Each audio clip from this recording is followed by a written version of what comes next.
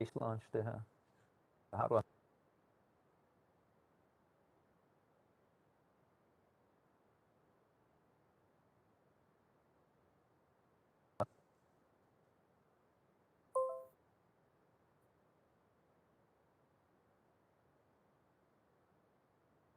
ikke launch det her? Har du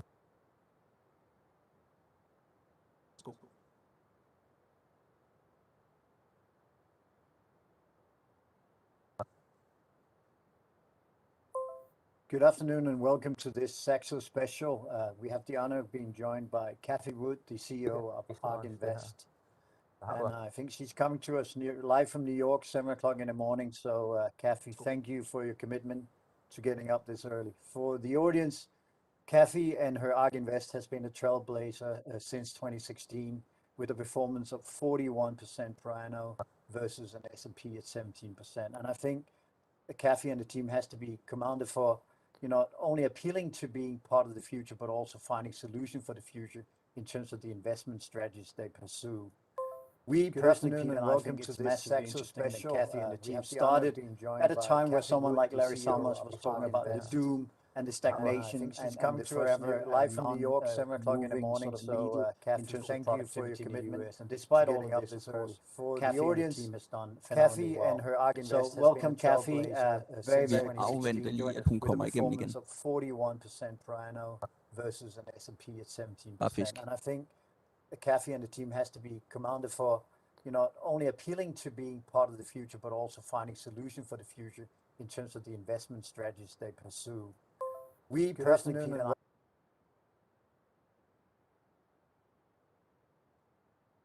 Kan I lige fisk, indtil vi får hende igennem igen? So we seem to have a little bit of trouble connecting up to the US station. Trying our best, to get the line in place so Cathie can deliver what is almost certainly going to be an exciting rundown of how the fund is run, how she sees the future, and of course, I know a lot of you customers wants to talk about Tesla, want to talk about Bitcoin, but Peter and I also want to talk about the next generation medicine and stuff that really will be something that can be.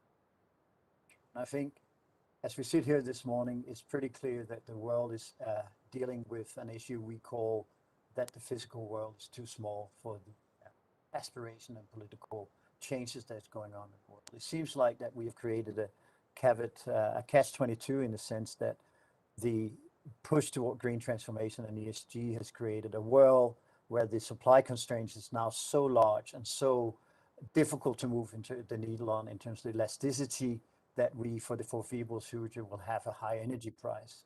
That, of course, in everything, and I'm sure Cathie will go to that point, will make it even more important that we have this transformation of energy, transformation of electric vehicle. But overall, I think this is probably one of the most exciting times we can have to talk to Cathie and with her brilliant team of people who is trying, like we are to some extent as well, to predict what happens not only in the next 3 months, but the next 30 years. So for my part, really excited to get the thoughts behind the whole process from Cathie. And shortly, hopefully, we will have the link through.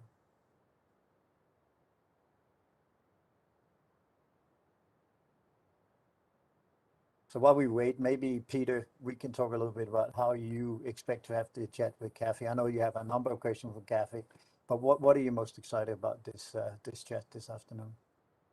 Well, I'm excited because thematic investing and looking far into the future actually happened in the investment community back in the late 1990s, but it disappeared after the dot-com burst, and we got to talk much more in equities about value factors and momentum factors in the emerging markets as a new phenomenon. And then I would say ARK Invest and Cathie have really put back thematic investing and looking far into the future back into the investment community, and I think it's actually shaping a lot of ideas and ways of looking at equities. You and I often also talk about, valuation on equities, and it seems like there has been a paramount shift in the way equity investors look at some companies. They discount with a higher conviction than ever, a positive future, and definitely some of the technology vectors that Cathie is sort of representing here, I find very interesting, and you also know, Sten, because you basically told us to go in that direction, we have to talk about just the big, broad mega trends and themes that shape the world. So we're doing some of the same things as Cathie, but we're doing it on an inspirational level, where she's really putting money on the table, so to speak. And I think it's a very inspiring story. Also because I think ultimately investors, we talked about it over lunch, right? And people want to hear a positive message, basically. Yeah, no, very much. And I think that is really one of the one of the jobs that Cathie and the team has done best, is to define there is a future and a sort of a travel away from this giving up on the future. And secondly, that using the network effect as the price mechanism to some extent. At least that's how I see it from my chair, being a trader and a portfolio manager. That it seems like this concept of the future value of a company is the amount of the square root on the amount of users. Of course, being an old geezer who comes from a bottom-up macro perspective, I would also like to make a little bit of money in terms of reoccurring revenue stream. But how do you see that fight between the square root of users relatively to the fundamental lesson that you taught in business school? Oh, I think we've been joined by Cathie. Can you hear us yet, Cathie? Hallelujah. I apologize. Oh, you have goodness. nothing to apologize for. I mean, getting up at 7 o'clock, standing by is amazing, Cathie. So no apologies. Buying a little bit of time, and if he didn't been praising you, among other things, a trailblazer in terms of performance, old geezer like me, at least with over 30 years experience, I think what you really do is that's been to a world which is being a lot of obstacles and how we think about the world. And I'm not in politics here, Cathie. I'm just talking about the fact that so maybe if you wouldn't mind just an introduction. I talked about your moments. You've been giving a lot of credit up front. Don't worry, the interview. But I think it's pretty fair to these listeners right now to make fun is not as a same as the capital weighted index. I know extensively every time you go on TV because of me as a portfolio manager, not that next you fund is something I have for 5 years. For the alpha, for the child scale, the exponential value. If you want to address that upfront, because I think, well, for what we're going to delve into after. Okay, yes. Well, way in the early days, in order to what we're doing, we used, look, you may not believe our forecasts, our exponential, all of which are modeling. If we're right, mark sensitive portfolio, mark aware portfolio, be populated increasingly by traps, stocks that are cheap, but if we're going to be disrupted or by the most profound change that have been technologically enabled in the history of the world, and many people like hyperbole. It is not. I founded ARC in 2014 because I saw a dearth of research and investing in innovation in the public equity markets. And I saw that the tech and telecom bust and the 08-09 meltdown had put extreme fear into our business. And so hugging benchmarks became the safe way to go. We think that will not be the safe way to go during the next 5 to 10 years. And just to frame this up for you, in 2019, truly transformative innovation was the market cap of truly transformative innovation was roughly $9 trillion globally. I mean, 7 trillion. So it was less than 10% of the total public equity market cap. if we are correct, that number during the next 10 years, and this is a revision, it will go to $220 trillion. And in the process of all of this disruptive innovation will be creative destruction. That is the other side of disruptive innovation, the disintermediation, the disruption of the traditional world order. We've never had 5 innovation platforms evolving at the same time. The closest we can come to this in history has been in the early 1900s, telephone, electricity, and automobile. And those did transform the world. They crossed economic sectors for more innovation. This is true of DNA sequencing, robotics, including adaptive robotics, energy systems, and blockchain technology. Is each of these 5 potentially now? The time they are converging, kinds of explosive growth that we've of this convergence characterized by autonomous taxi network will be the convergence of these major innovation platforms. Autonomous vehicles are road, energy storage will be electric, intelligence powered by artificial intelligence. This alone, we believe, will deliver revenues of roughly $10 trillion. The numbers I gave you before were, this is actual revenues estimates versus 0. And that's the next 10 years. Are going to transform in a way that we can't even comprehend now.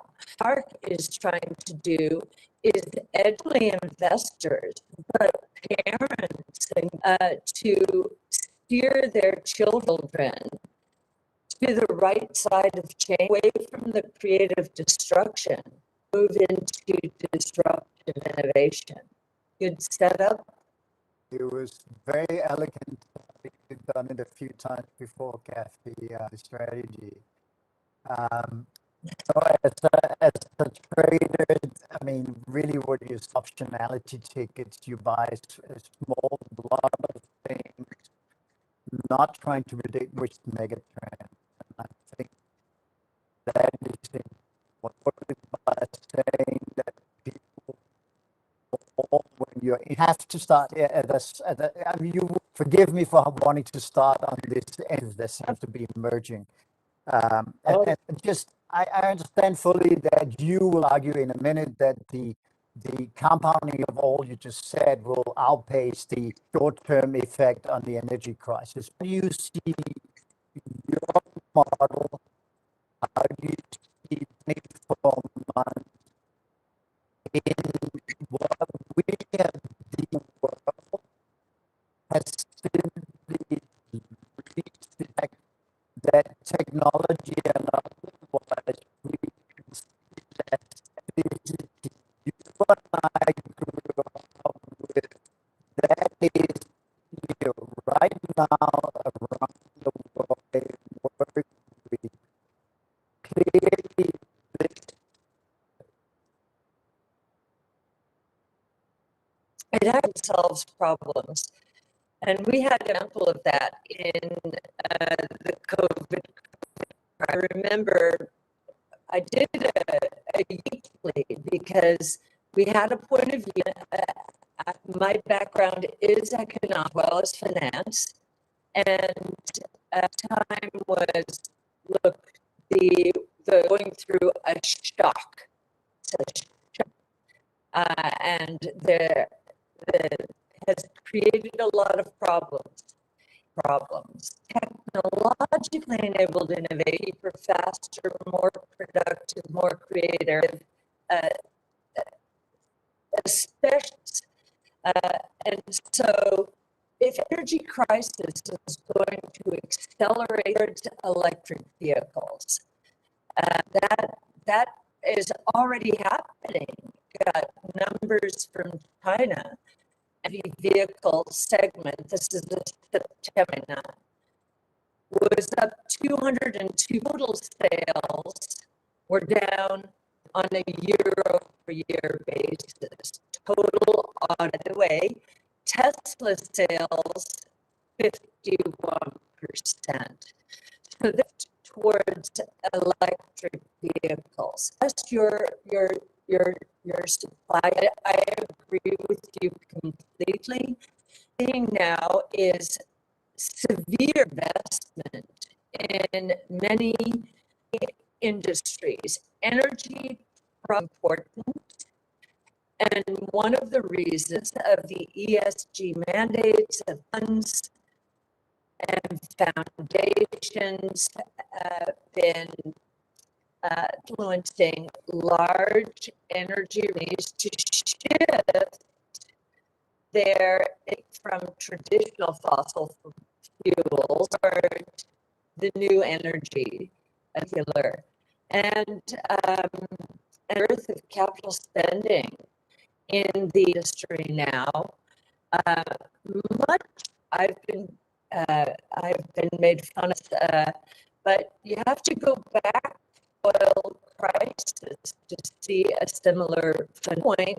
Whale or oil was energy used to light up our homes as we were fuels. The whale oil collapsed. So what whale oil prices? They were very volatile on the upside and the downside as the shift towards fossil fuels. But the resolution volatility was, and so peak 2019, I won't get these numbers exactly, like 104 million a day. And I think we got to roughly 90, and then to this year we're up to 11. Now, forecasts are that we will go in 2022. We're maybe, I doubt it, because the thing to see is some of these on demand can take back, and they can pull back. The 70s, when we went through of oil prices because of the OPEC, we had no choice to work. And I remember on my driver's license in California, 4 cars deep around for gasoline. We've gotten a lot of practice doing that. And so I think we're going to see a demand reaction to these. The other thing that we're going on, I believe is going on since we're speaking about many people, I think, in the United States, there's very little interest. 17 days and used cars, used car prices. Where are those cars now? People are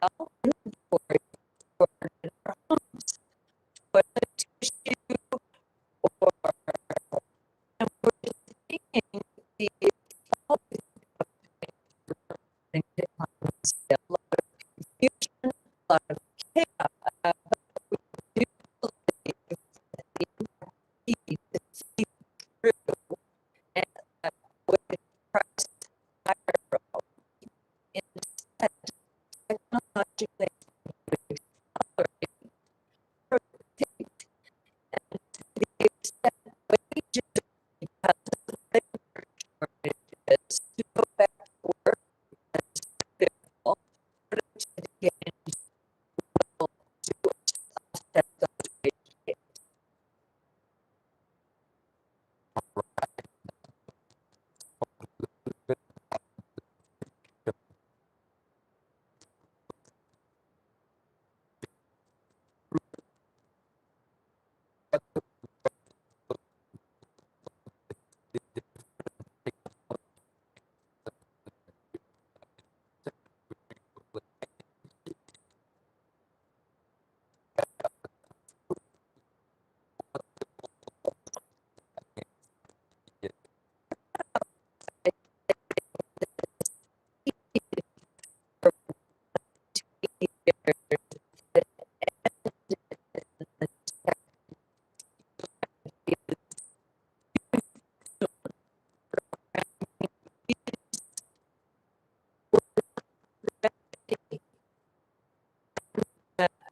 Idea that genetic sequence is going to transform healthcare genetic sequencing. The first genome sequence was in 2003.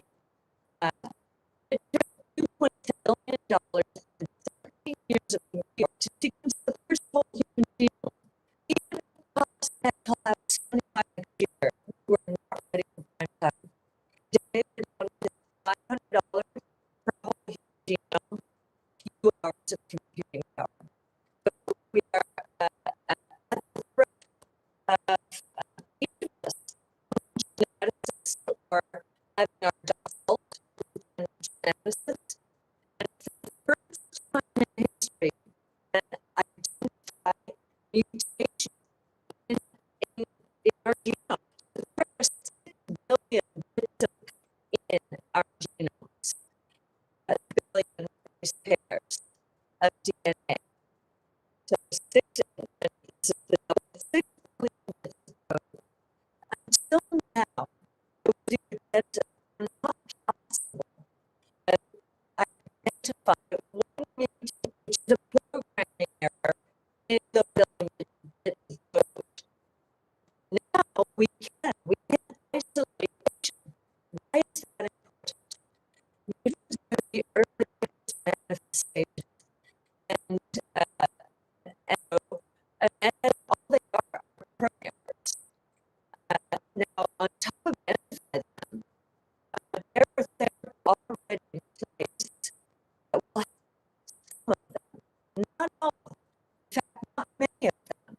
We're learning so much that there will follow. But one of the most therapies is for gene editing and other genes.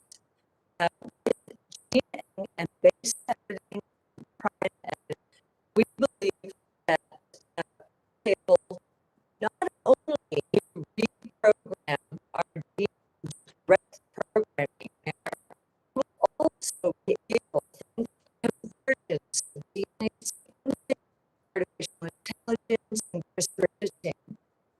We will be able to discover when our body is setting up to move to a disease state, when they're set up to move into stage 4. We'll be able to catch things for stage 1 and believe we will, with time, and this is take a lot of time, be able to reprogram our genomes and cure the disease. So that probably will be state of perfection, and will take 10 to 20, 30 years. But we do it the next 10 years are going to be such hope. Already we're seeing immunotherapies, treating our disease to fight cancer.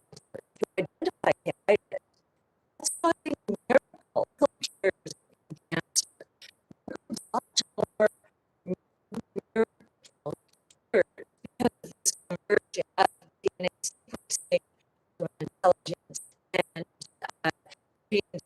So healthcare as we know it is going to transform completely. Now, the pushback we will get of that is a good here in the States, we spend nearly 50% of our GDP on health, double the rest of the world. So the question we'll get is going to be a real us in terms of continuing to explode. That is not true. It's going to happen in health cases, and I'm not making light of this. This is a thing that happened to advertise before Google and Facebook, Twitter, and other media advertise today. I know that advertising works. I just don't know which half. That's even more true in healthcare. The best work that has taken place in healthcare over the land, and this was doctors and scientists doing the best they could with knowledge they had. But the guesswork, certainly here in the United States, given how litigious our society is, caused more surgeries than necessary, and probably in the case of thyroid cancer, for example, probably twice the number, more than the number of cancer surgery than necessary. Therapy. I remember in the early days of the company that helped doctors discover which of their breast cancer would benefit chemotherapy. And breast did not benefit from chemo. It was hurt. It was harm. It took a long time for doctors this test was true and it wouldn't be for false negative. And so, you know, it took time for these signals and new therapies to move into the system. And now there's a belief that, hey, this is going to change healthcare because here's this could cut as we eliminate unnecessary our biggest medical liability as a country here in the States is the medical retirement liability. We believe that as we're actually curing disease and identifying disease and our therapy is more appropriately, specifically, more precisely, our liabilities are actually going to go down. And I think your health first. No, it's very that you're on a crusade like this. I can see the ideas and this is something that really helped.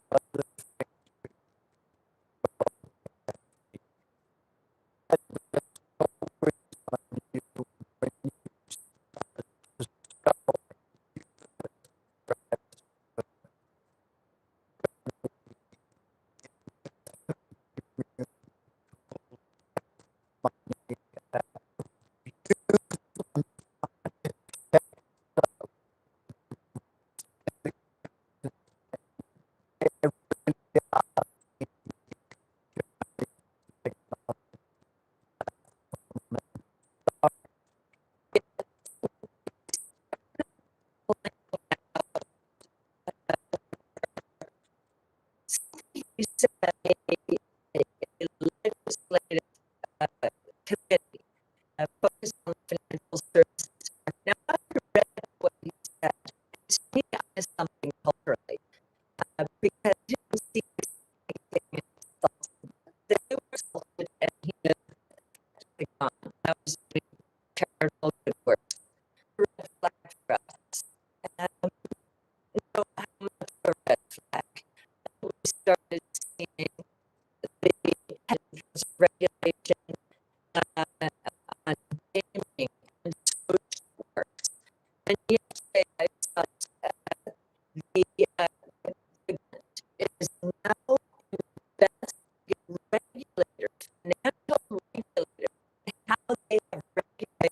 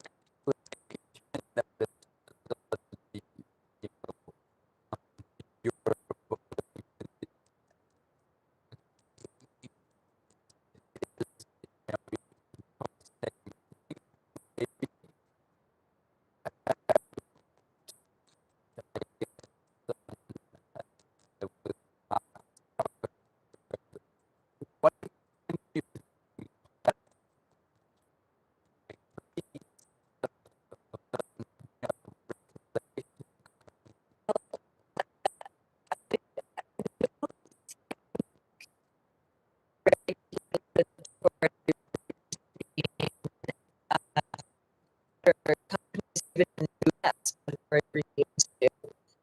So I think there may be some of that in the US. My sense is there will not be that much. I appreciated the viewing on gaming and not a gaming, how much come into art. They're very young and what a difference in terms of vision and understanding and processes. I can tell the difference in non-gamers. So in front of Congress to be an advocate for gaming, I would be part of our new age, and my children and my stories will not let our children game from myself was the gamer, not my daughter. I saw how his thought process much more quickly than my girl teaching so that's a little bit from Microsoft. At least trying to think of Microsoft. This is the last 10 years deliberation about it. Margin. I don't think we'll be our companies at all. When there is a product, technology can take care of it. Think about blockchain technology is going to be the kiss of deathers that have grown up on the internet, the Googles, the Facebooks, and Gen Z gets the lack of privacy. I don't know millennials, but maybe Gen Z will go, then these lose a lot of their power. Let the market, another example here in the United States, the monopoly telephone was broken up into 8 bigger years because changing the world of those companies started to consolidate again. So all We have to talk, of course, about electric vehicles and you had in that Tesla and Tesla, the car being manufactured as certainly a lot of newcomer and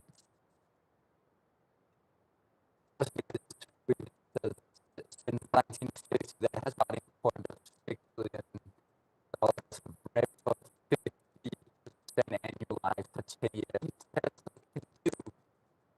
So the question to you, Tesla, is this one outlier that will fix numbers we have on U.S. companies in terms of is that big? do you believe it is that big? The last 5 years, it's compounded every year. And that was when Tesla was experiencing a bit of controversy. The next is in the 50 to 60 or below our bear case. There are 4 barriers to have gotten higher. The first is battery tech. Tesla is the only car, with the exception of in China, the owner that decided to rise the curve of the consumer industry using batteries that cell phones. And when Tesla manufacturers actually lasted auto analysts, because advertised or publicized battery blow ups, and so there was the bad battery. So its costs are the cost of its battery is so much for auto manufacturers that if they're going to have to lose money in their gas-powered vehicles are falling. Alternative will be less range. So a lot of permutations around that. So still 3 to 4 years as of other auto manufacturers use lithium-ion pouch as opposed to the cylindrical battery. The second barrier to entry, this I think is the critical one from a valuation and a growth point of view, is the only auto manufacturer designed its own chip. Tesla leafed from Apple's book. If you remember the day, Apple was the Nokia, Motorola, Ericsson were the winners in the cell phase. Apple was this upstart. The point of view, Steve Jobs, that this was not just going to become a computer in pockets. And he was right. I'll never forget the delight I felt. I was able to access the internet on my phone. This was revolutionary. The others didn't. They didn't have their own chip. They didn't have. And today, when Apple's market went down to 12%, most of the profits out of the global phone market. And then there are 2 barriers to entry. So the artificial, why is that important? This is all about travel. And it's the only one doing. And we believe the other barrier to entry they have is billions upon billions upon billions of miles of real world driving data that Tesla has accumulated, that with its AI expertise, Andre is the expert in autonomous transportation.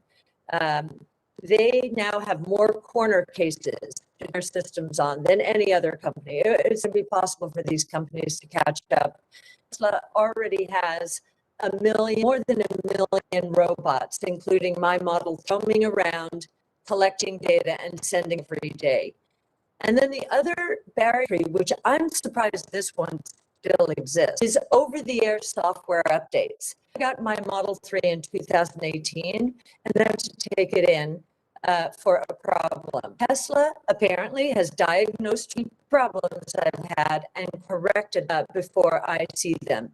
The only problem I've had is a tire, and of course, software correct that. But that was it.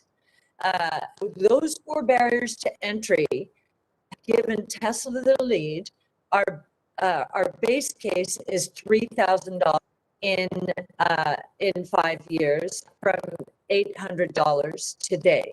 And our confidence in that has grown because seeing now is able to scale in a way that no one else, except perhaps BYD in China, no one else is doing this yet, and had to go through a huge learning curve to get there.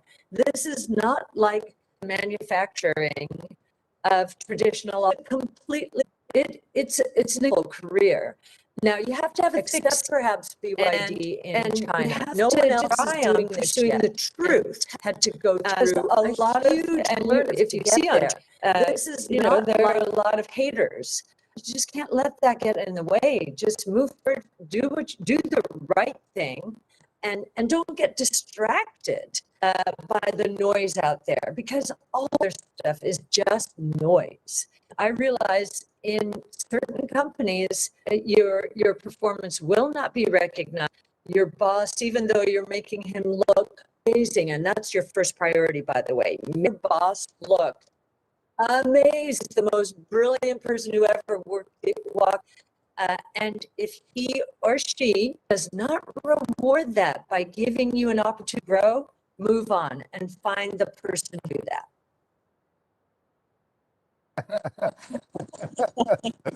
But Cathie, a final question from my side. We saw the fire in your eye when you taught genomics. I find it a very exciting technology. I think it might point this century, the century of bio, and I really much believe in that. But is it also your biggest conviction in terms of all the disrupt technologies that you're looking at, or do you have some side genomics that you think is probably even bigger? Or so genomics, we still today is the most underappreciated. It is going to create the big guys out there because we're so early. Autonomous taxi platform opportunity in transportation, we think that will happen more dramatically and sooner, as regulators actually want to save lives. And because 80% of all accidents and fees in cars are caused by human error, our regulators becoming more friendly to Tesla and to autonomous travel general, because their scorecard is saving lives. And with texting, deaths have gone, especially with young people. So the regulators are going to enable autonomous transportation to scale faster than we think the regulatory approval place for a lot of the genetic related, the genomics medicine. Less, the genomics opportunity will be bigger long term. Cathie, it's an absolute pleasure. And I will say on my behalf, I'm sure that it goes through the whole audience. If they're not inspired after these almost with you, they cannot be inspired. So thank you for the bottom of our heart. You're very eloquent. You are very committed. Best attribute I can give you is that you can see in your eyes how much you love your job, much you're working with this theme. And that goes all the way from somewhere in Copenhagen this afternoon. And so on behalf of everyone watching, thank you very much for reaching out and contribute that beacon for women in finance, more of you in this industry. And luck to you and the team going forward. I understand you changing the landscape from the old city of New York to Florida. I understand that move, being in the half New Yorker, but good luck with that as well, Cathie, and best of wishes for the rest of the year. Thank you very much, Steen. Thank you, Peter. As I've enjoyed this enormously, and I love the innovative spirit behind in Europe, Denmark, especially. I'm always impressed, and just loving to this kind of an audience, because I know we're going to make this happen together. Indeed. Yeah. Thank you for those words, and thank you for tuning in. And best of luck to everyone. And do follow Cathie online everywhere. It's an amazing team together, as you said. And I'm pretty sure all the team makes good, right? Yes, my team, secret weapons. Those young people that you saw on our team page, secret weapons. They start to transform the world and make it a better place. Brilliant. Thank you.